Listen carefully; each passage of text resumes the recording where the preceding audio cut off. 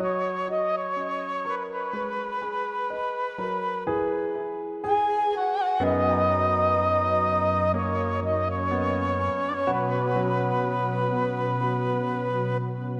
now cross lam zui in nan na sep toang lam zui lam nom le tol da hun te song om se lam gim hoi le lao hoi mun te anun pi chiang in so nam wan hoi na te nan mu sang se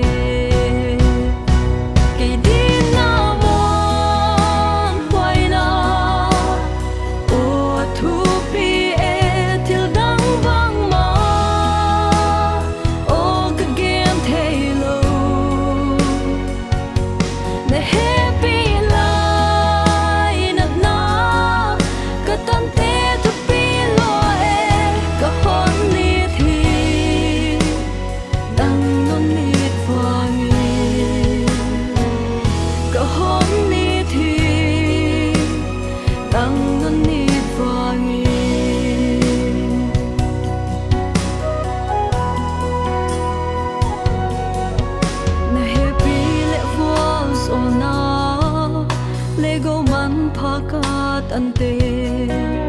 sim seng ke venge o thu pi lo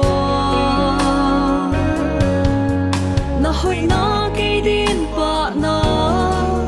happy na ke din khon na qua to hong te din ka hiam to pa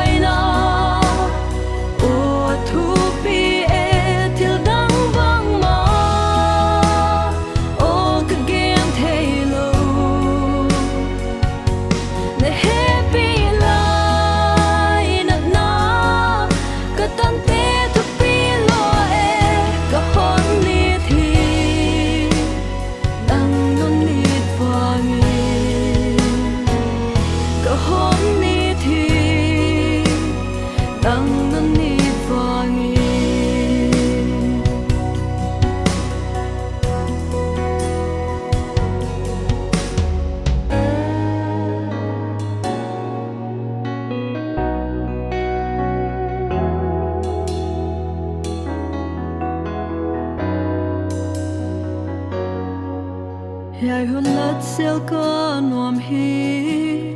kan nun le ka thei na te nang ding in nam tui hong swang sel hen o hon ni dan ton ka siam lo la de lam bo mai lo so ka hon i thi nang non i fangi